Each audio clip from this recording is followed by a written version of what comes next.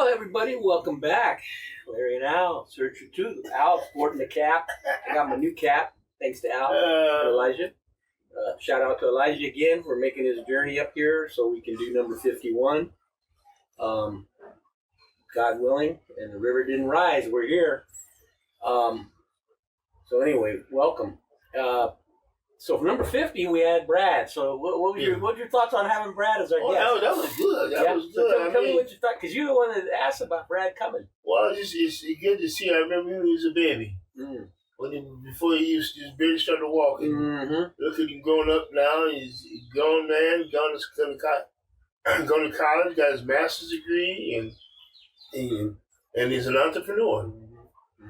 Okay, he's an entrepreneur. He got three gymnasiums, and he's doing what he wants to do. Yeah. I'm proud of him. You said you told him I was, but I am. He's done well, and he's continuing to do well. So very, very, very, very proud of him, and I was honored to have him as number 50, which was our special. Did Mary Ann see the video? Oh yeah. What she say? That's my baby. That's my baby up there. And his daughter, I told you, his daughter saw a little bit of it and had a cigar, and she said, "He's not going to do that. I know he's not going to do that. Also, he took that. She goes, my dad. Well, my dad, what he's doing." Well, but every now and then you can have a cigar. It was a good day for him. He's been so busy, and I got him away for a minute, and he didn't have to think about anything. And that was good. That was good, and I think he enjoyed being here. So I'm appreciative of him being there. I'm actually glad it was your idea. I never would have thought of it myself. So it was a special number 50. But we're on to 51. 51 and counting. And lots to talk about, but I don't know where you might want to start, or just wherever we crack it. Wherever we crack it. I mean,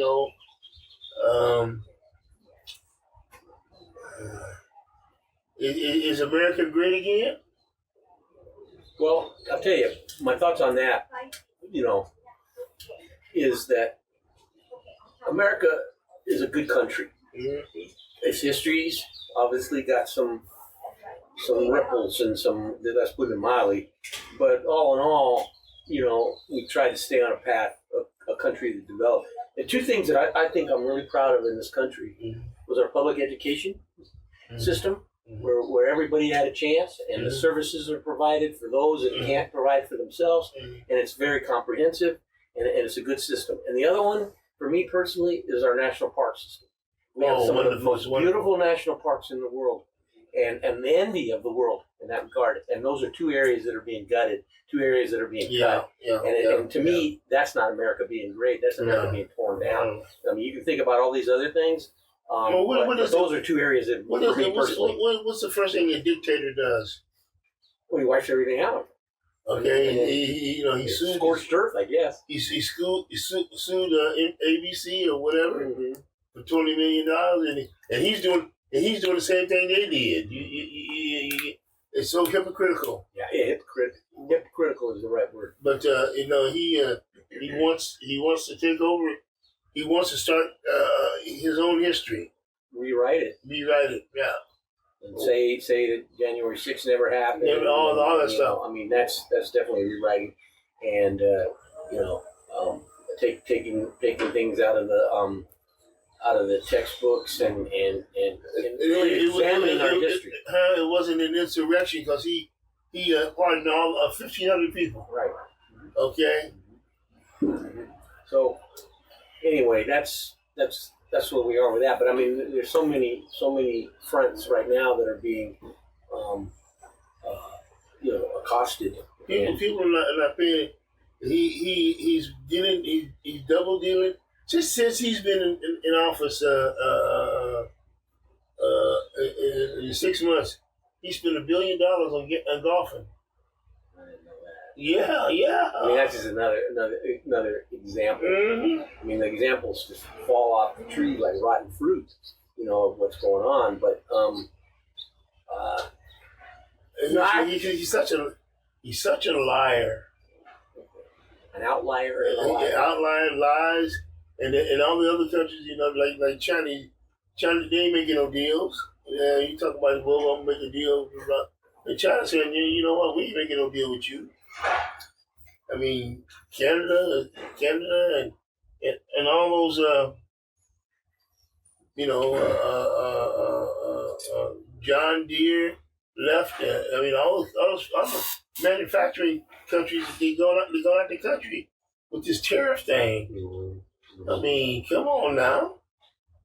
Well, I mean, there's people, I've heard people talk, you know, on I don't know where they're talking and who's talking to them, but, you know, one of the messages that I'm hearing, you know, from some of these people is that you got to tear it down, and that's what's happening. You're tearing everything down and then trying to rebuild it maybe in your own image. I really don't know, but It's been up there for 250 years. That's what I'm saying. There's so many institutions in this country that make it a good Well, country. when they say tear it down, see, he's tearing it down, so there won't be no limits on what nobody. Well, yeah, unlimited power, Yeah. and you're the one that will holding all the power. On the ball. And that's what I think so many people continue to support it, including those in Congress. And he's going if you pass that bill, then a whole lot of people are going to be in a hurt. the big beautiful bill. Big beautiful bill. Well, I don't know. You know, it's a day by day thing, and I have to say though, you know, we're here, have something good to eat, having a good cigar, have a good conversation. Yeah. So we, I'm just going to count my blessings for the day, and we'll see what tomorrow brings. Yeah. But I mean, I had an early Father's Day. The girls, before they went off to travel where they was going, I enjoyed that. Yeah. That's what it's all about. Yeah, so that's it. You're here for another Father's Day for them and Yeah. for you, you know, Yeah. and you're looking good. You're looking strong. I try to stay in my lane. Don't cause no pain. Yeah, right. Stay in my lane. Don't cause no pain. Yeah. So, but what about?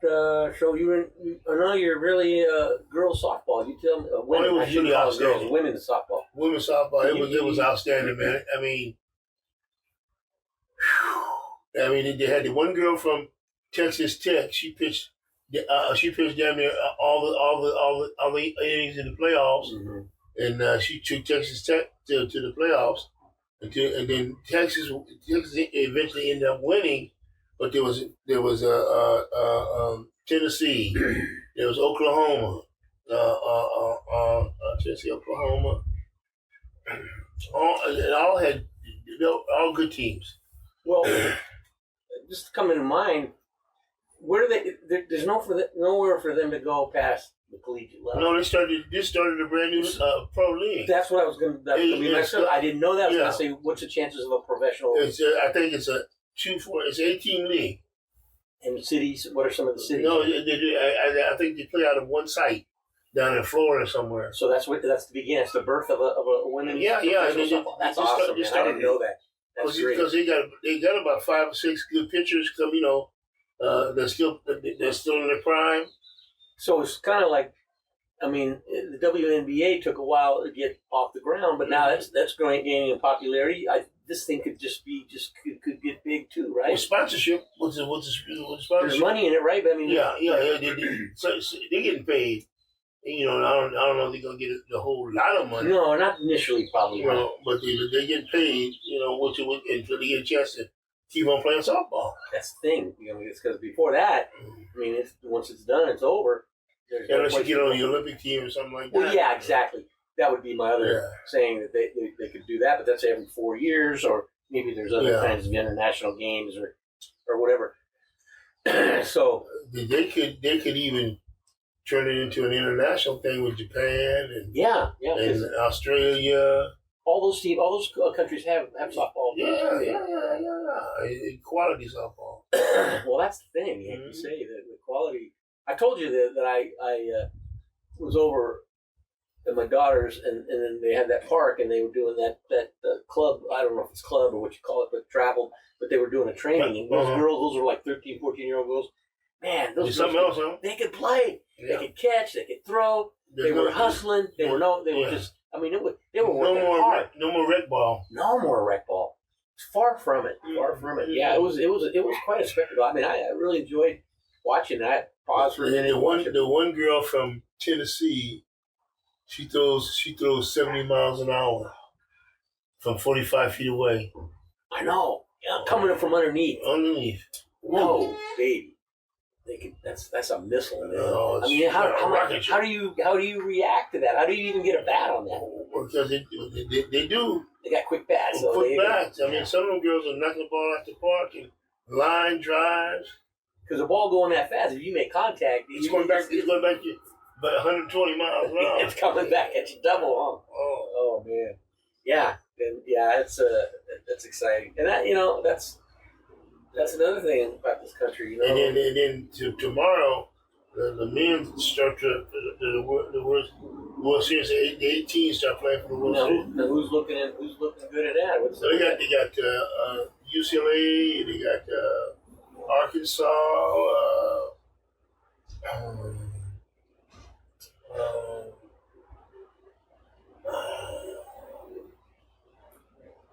Louisville. I think North Carolina, not North Carolina, but Are there any in the men's baseball? Are there any perennial? Well, LSU is a perennial. Traditionally, yeah. LSU, Miami, Florida. And they're all there this year. No. Just LSU made it through. Oh, okay, but those are some of the schools UCLA, that traditionally are there. SC. Well, it's good to see some new teams, new schools come in. I mean, that's another exciting thing, and that's the thing. This country, like I say, there's a passion for sports, and sports are a great equalizer. As far as including everybody, and, people can cheer. There's no more Pac-10. No, gone. Yeah, different. They just couldn't. The quality of football wasn't good enough with the way they play football now. The way they play football now is a whole lot different. How's it different? Money. Ohio State, Penn State.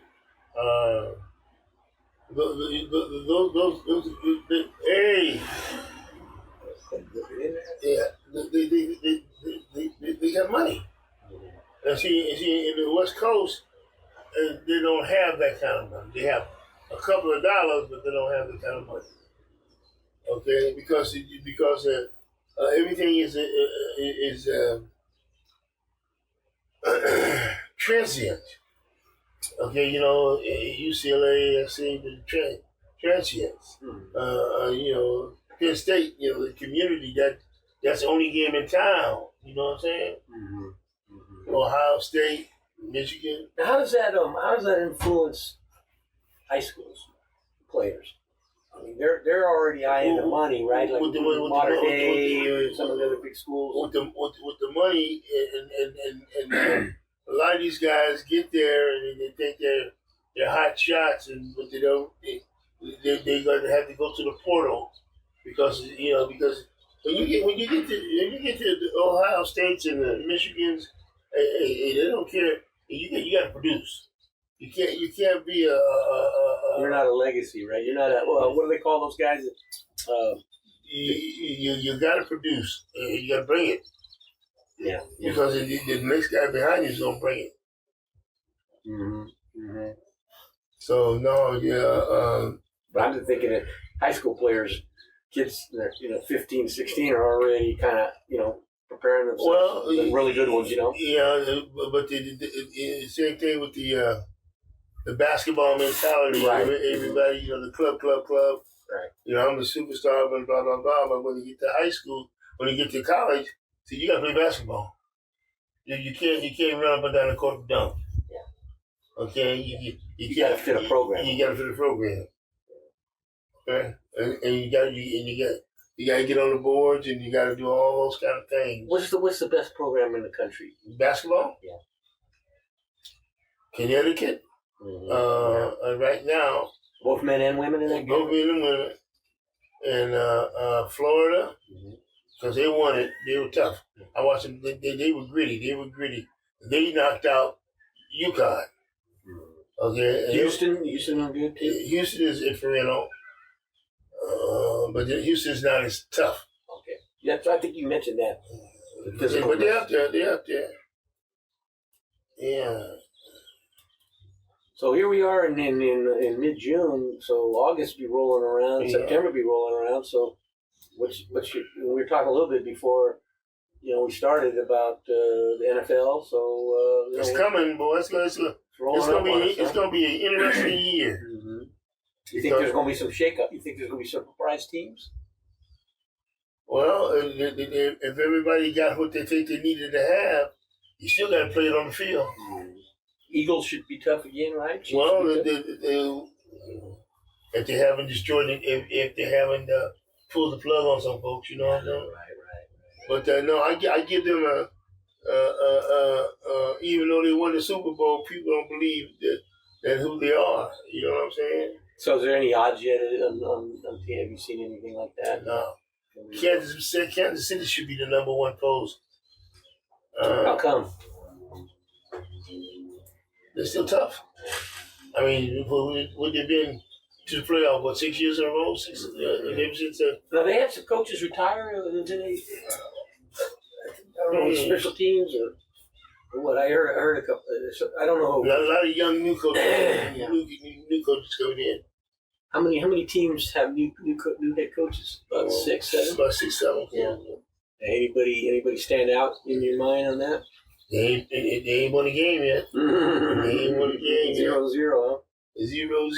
Yeah. That's what that would do. Looking forward to that. So your daughters visit you Father's Day, and then where they heading off to again? One's in Korea, and the other one's we just got back from Canada. And where in Canada? She went to Toronto. Toronto. Yeah. And then she's got to go to Atlanta. Mm-hmm. What's in Atlanta? Just to visit Atlanta, or she got friends there? Is that the one? She's a widow speaker.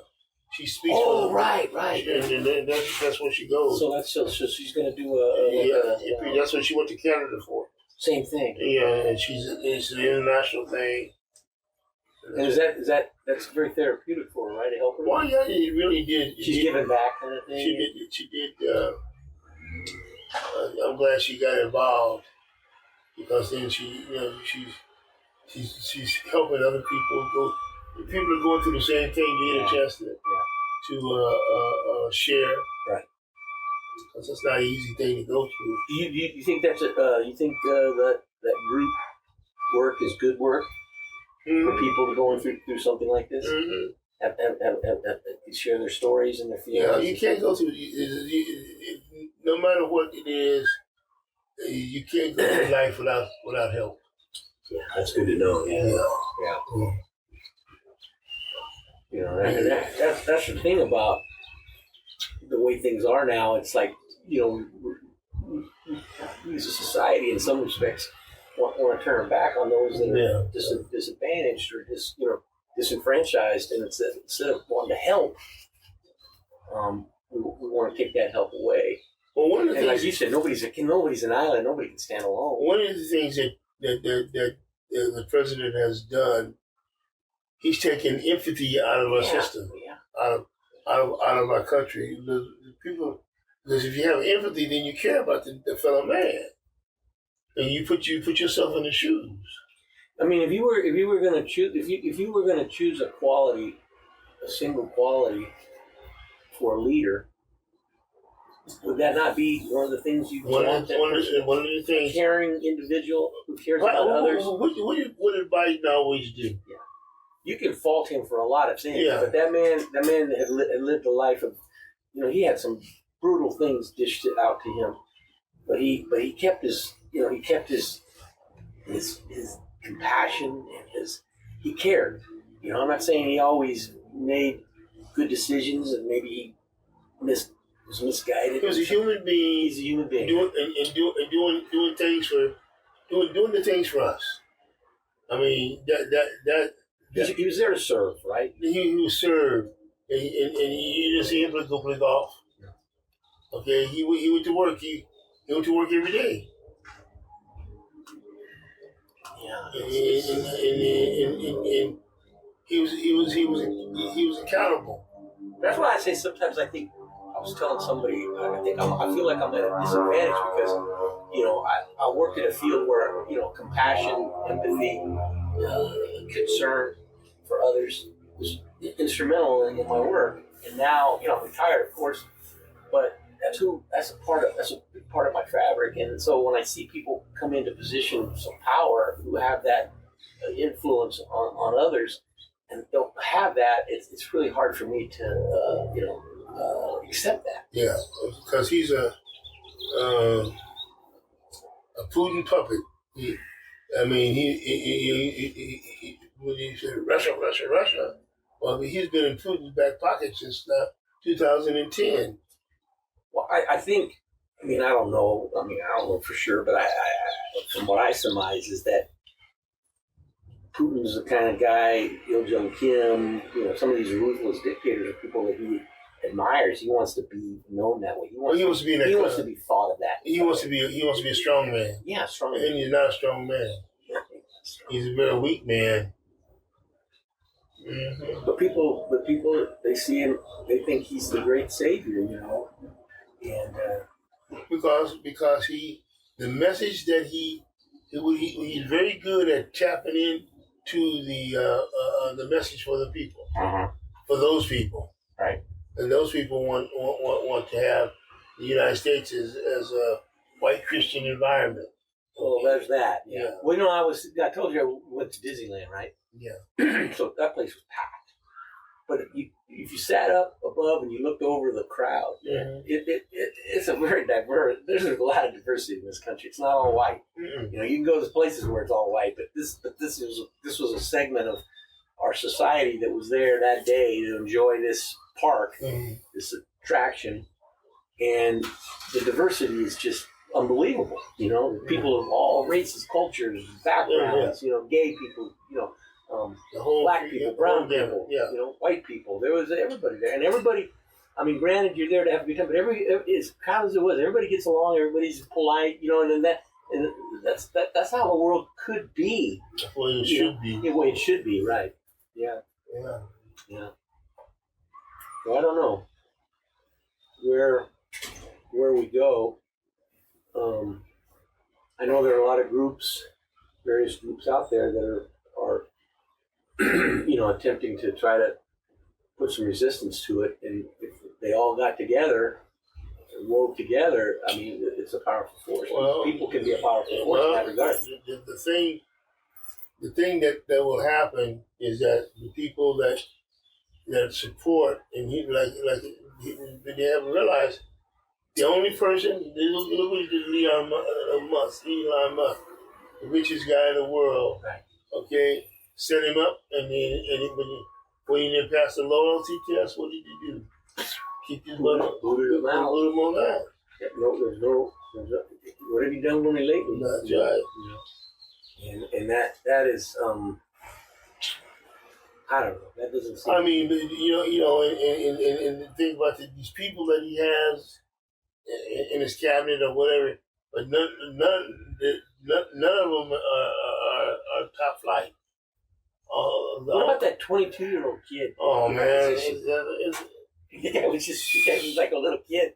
I said, I don't even know if that kid knows how to wipe himself yet. And he's put in a position of power, man. Yeah, because he was from the Heritage Foundation or something, right? A like-minded think tank for his people. But what qualifies you at 22 years old? You still, as they said, wet behind the ears, But it is what it is, and we put him in there. We put him in the office. We only have ourselves to kind of look at in the mirror and say, "Do we really know?" There's a reason why he doesn't pass.